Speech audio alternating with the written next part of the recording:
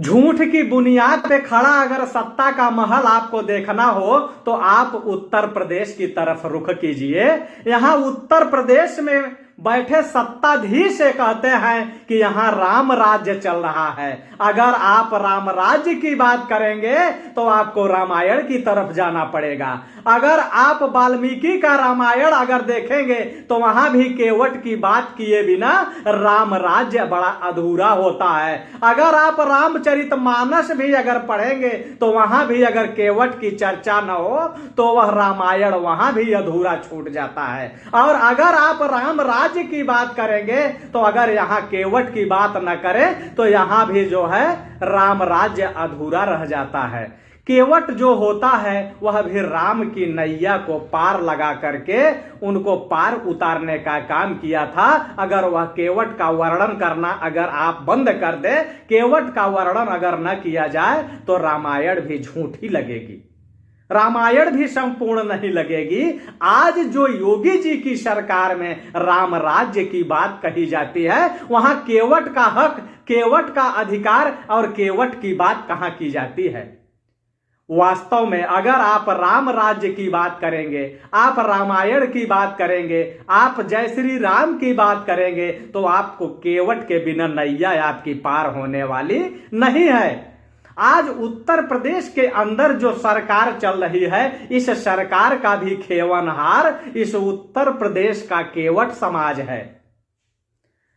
संजय निषाद के सहारे योगी सरकार की जो नाव पार हुई, संजय निषाद के सहारे जो योगी सरकार की नाव पार हुई वो 300 के पार उनको पहुंचा के सत्ता की कुर्सी तक पहुंचाने का काम किया।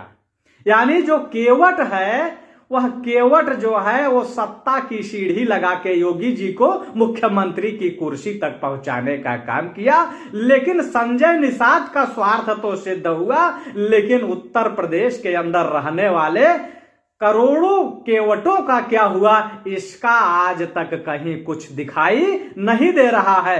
मैं ये कहना चाहता हूं कि अगर निषाद राज ने यानी केवट राज ने अगर राम की नैया पार कराई थी तो उनको पार उतराई के बदले केवट को इतिहास में नाम दर्ज हुआ। लेकिन मैं ये पूछना चाहता हूं उत्तर प्रदेश सरकार से कि जो केवट अपनी वोट दे करके योगी जी को सत्ता तक पहुंचाने का काम किया है उन केवटों को योगी सरकार ने क्या दिया, संजय निषाद को क्या मिला ये तो मैं नहीं जानता, क्योंकि संजय निषाद समूचे केवट समाज को बेचने का काम किया। अगर समूचे केवट समाज को अगर बेचने का काम संजय निषाद नहीं किए होते तो आज जो केवट हैं जो दर दर की ठोकर खा रहे हैं आज उनको भी उनका हक और अधिकार मिलता। अब कुछ अंधभक्त ये कहेंगे कि केवट का कौन सा अधिकार नहीं मिला। मैं ये बताना चाहता हूं कि केवट का जो इतिहास है हमारे इस समाज में आज से नहीं हजारों साल से रहा है। जब राजे और रजवाड़े हुआ करते थे उस समय जो केवट हुआ करते थे नदियों पे पुल नहीं होता था। यही केवट भारत के अंदर रहने वाले, देश दुनिया के अंदर रहने वाले जितने भी राजे महाराजे थे उनका जो व्यापार चलता था इन्हीं केवटों के सहारे चलता था। कहा जाता था कि नदी पार कौन उतारेगा, केवट उतारेगा। और इसीलिए उनको नदी का जितना भी संपूर्ण अधिकार था प्रकृति का वह सब का सब केवट को दे दिया गया था। चाहे वो बालू निकालने का काम हो, चाहे मछली मारने का काम हो, ये सारा का सारा केवटों के हक में था। लेकिन आज जब हम 21वीं सदी की बात करते हैं तो राम राज्य पीछे छूट जाता है। अब राम राज्य पीछे इसलिए छूट जाता है कि अगर हम 21वीं सदी की बात करें तो हम मंगल ग्रह की बात करेंगे जाने की, चंद्रमा पर जाने की बात करेंगे, शुक्र पर जाने की बात करेंगे, यहां तक कि हम सूर्य को भी खोजने का प्रयास करने लगते हैं। और जब सूर्य को भी खोजने का हम प्रयास करने लगते हैं तो हमारा जो है वेद और शास्त्र पीछे छूट जाता है। उस समय हम वैज्ञानिक युग में प्रवेश कर जाते हैं। और जब वैज्ञानिक युग में हम प्रवेश करते हैं, आधुनिक युग में प्रवेश करते हैं तो हम नदियों पे पुल बांध देते हैं। और जब नदियों पे हम पुल बांध देते हैं तो जो केवट है एक केवट की नाव जो है वो किनारे लग जाती है, उनका रोजगार छिन जाता है।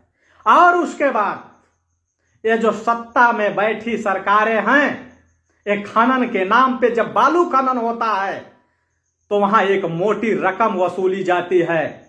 शुल्क के नाम पर, रवन्ना के नाम पर वहां टेंडर दिए जाते हैं, और जब वो टेंडर का प्राविधान लगा तो केवट का अधिकार वहां भी छिन गया। मैं ये पूछना चाहता हूं योगी सरकार से कि अगर समाजवादी पार्टी की सरकार में अगर केवटों को उनका हक और अधिकार नहीं मिला, बसपा की सरकार में उनको उनका हक और अधिकार नहीं मिला, कांग्रेस की सरकार में उनको उनका हक और अधिकार नहीं मिला, तो केवटों को लगा कि अब योगी के रूप में हिंदूवादी सरकार आने वाली है, एक संत गद्दी पे बैठने वाला है, तो हो सकता है कि हमें हमारा अधिकार मिले।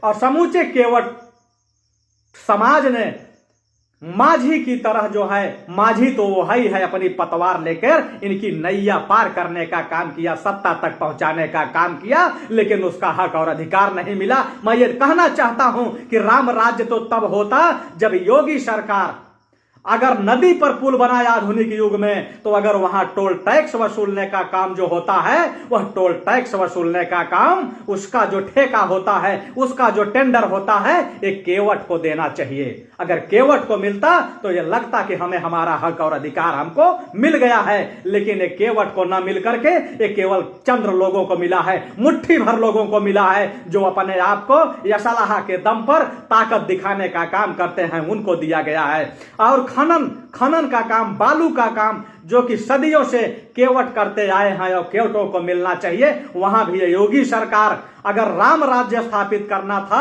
तो खनन का जो पट्टा होता है वह सिर्फ है और सिर्फ केवट के नाम होना चाहिए। अगर केवट के नाम हुआ होता तो लगता कि केवटों को उनका हक और अधिकार मिल गया है, लेकिन राम राज्य जो है ये झूठ की बुनियाद पे खड़ा जो है ताश का महल है, झूठ की बुनियाद पे खड़ा ताश का महल बहुत दिनों तक टिकने वाला नहीं है। इसलिए मैं ये कहना चाहूंगा कि जो बड़ी आबादी में निषाद और मल्लाह हैं, बड़ी आबादी में जो निषाद और मल्लाह हैं, वो आने वाले समय में अपने हक और अधिकार की बात करें, और यह अपना उनकी मांग होनी चाहिए कि जो भी सत्ता में आएगा टोल टैक्स का ठेका केवटों को देगा, और जो भी सत्ता में आएगा बालू का टेंडर केवटों को देगा, हम उसके साथ रहेंगे, तभी राम राज्य कायम होगा, अन्यथा राम राज्य कायम नहीं होगा। ये झूठ की बुनियाद पे खड़ी जो ताश का महल है, इसे ढहाने का काम करेंगे। इसी के साथ जय हिंद, जय जवान, जय किसान।